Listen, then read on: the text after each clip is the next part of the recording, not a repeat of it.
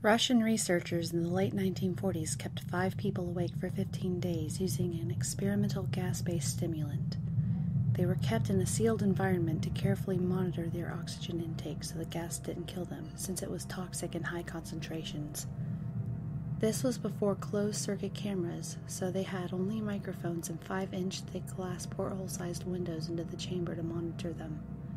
The chamber was stocked with books, cots to sleep on but no bedding, running water and a toilet, and enough dried food to last all 5 for over a month. The test subjects were political prisoners deemed enemies of the state during World War II. Everything was fine for the first 5 days. The subjects hardly complained, having been promised, falsely, that they would be freed if they submitted to the test and did not sleep for 30 days. Their conversations and activities were monitored, and it was noted that they continued to talk about increasingly traumatic incidents in their past, and the general tone of their conversations took on a darker aspect after the 4-day mark. After 5 days, they started to complain about the circumstances and the events that led them to where they were and started to demonstrate severe paranoia. They stopped talking to each other and began alternately whispering to the microphones and one-way mirrored portholes. Oddly, they all seemed to think that they could win the trust of the experimenters by turning over their comrades, the other subjects in captivity with them. At first, the researchers suspected this was an effect of the gas itself. After 9 days, the first of them started screaming. He ran the length of the chamber repeatedly, yelling at the top of his lungs for 3 hours straight. He continued attempting to scream, but was only able to produce occasional squeaks. The researchers postulated that he had physically torn his vocal cords. The most surprising thing about this behavior is how the other captives reacted to it, or rather, didn't react to it. They continued whispering to the microphones until the second of the captives started to scream. The 2 non-screaming captives took the books apart, smeared page after page with their own feces, and pasted them calmly over the glass portholes. The screaming promptly stopped. So did the whispering to the microphones. After 3 more days passed, the researchers checked the microphones hourly to make sure they were working, since they thought it impossible that no sound could be coming from 5 people inside.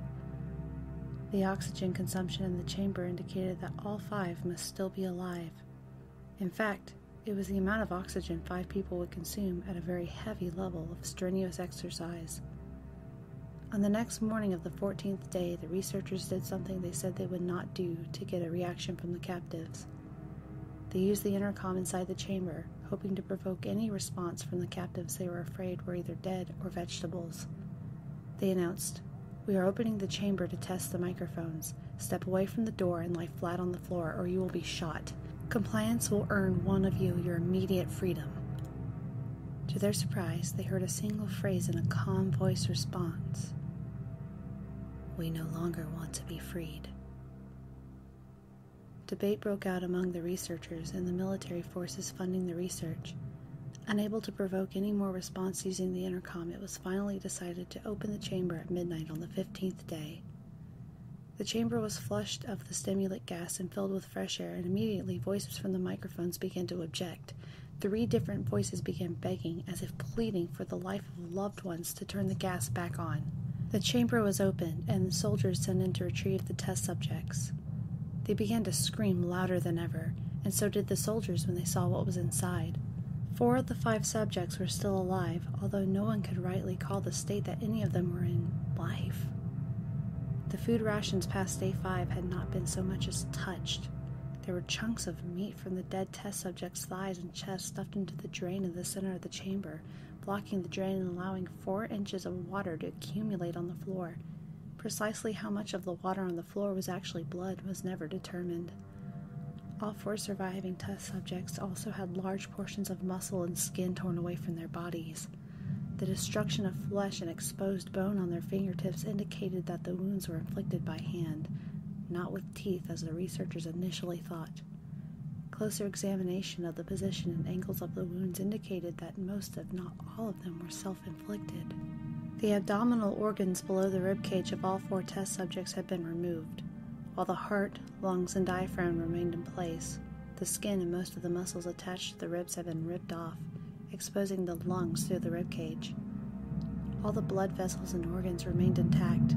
They had just been taken out and laid on the floor, fanning out around the eviscerated but still living bodies of the subjects.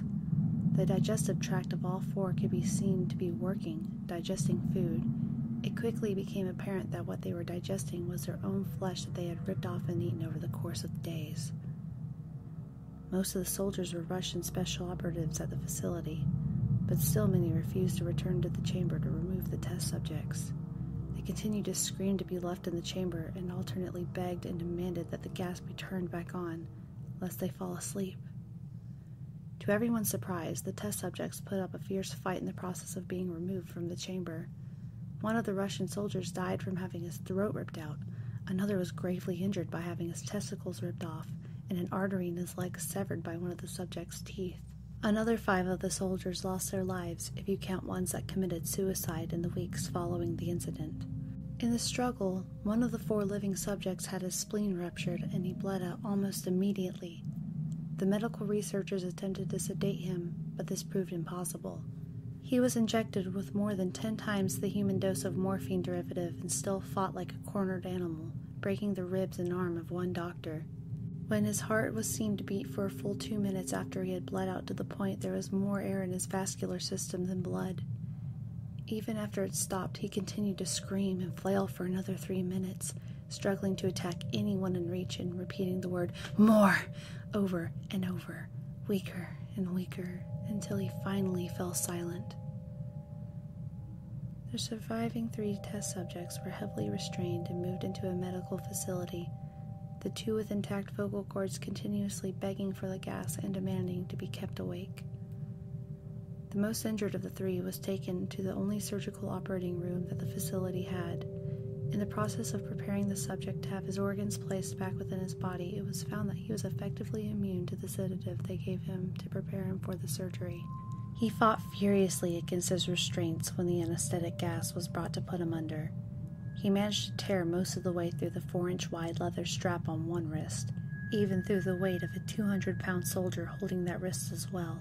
It took only a little more anesthetic than normal to put him under, and the instant his eyelids fluttered and closed, his heart stopped. In the autopsy of the test subject that died on the operating table, it was found that his blood had triple the amount of normal oxygen. His muscles that were still attached to his skeleton were badly torn, and he had broken 9 bones in the struggle to not be subdued. Most of them were from the force of his own muscles had exerted on them. The second survivor had been the first of the group of 5 to start screaming. His vocal cords destroyed, he was unable to beg or object to surgery, and he only reacted by shaking his head violently in disapproval when the anesthetic gas was brought near him. He shook his head yes when someone suggested, reluctantly, that they try the surgery without anesthetic, and did not react for the entire 6-hour procedure of replacing his abdominal organs and attempting to cover them with what remained of his skin. The surgeon presiding stated repeatedly that it should be medically impossible for the patient to still be alive. One terrified nurse assisting the surgery stated that she had seen the patient's mouth curl into a smile several times whenever his eyes met hers. When the surgery ended, the subject looked at the surgeon and began to wheeze loudly, attempting to talk while struggling. Assuming this must be something of drastic importance, the surgeon had a pen and pad fetched so the patient could write his message. It was simple. Keep cutting. The other 2 test subjects were given the same surgery, both without anesthetic as well, although they had to be injected with a paralytic for the duration of the operation. The surgeon found it impossible to perform the operation while the patients laughed continuously. Once paralyzed, the subjects could only follow the attending researchers with their eyes. The paralytic cleared their system in an abnormally short period of time, and they were soon trying to escape their bonds. The moment they could speak, they were again asking for the stimulant gas. The researchers tried asking why they had injured themselves, why they had ripped out their own guts, and why they wanted to be given the gas again. Only one response was given: I must remain awake. All 3 subjects' restraints were reinforced, and they were placed back into the chamber awaiting determination as to what should be done with them. The researchers, facing the wrath of the military benefactors for having failed the started goals of their project, considered euthanizing their surviving subjects. The commanding officer, an ex-KGB, instead saw potential and wanted to see what would happen if they were put back on the gas. The researchers strongly objected, but were overruled. In preparation for being sealed in the chamber again, the subjects were connected to an EEG monitor and had their restraints padded for long-term confinement. To everyone's surprise, all three stopped struggling the moment it was let slip that they were going to go back on the gas. It was obvious at this point that all three were putting up a great struggle to stay awake. One of the subjects that could speak was humming loudly and continuously. The mute subject was straining his legs against the leather bonds with all his might, first left, then right, then left again for something to focus on. The remaining subject was holding his head off the pillow and blinking rapidly. Having been the first to be wired for EEG, most of the researchers were monitoring his brainwaves in surprise.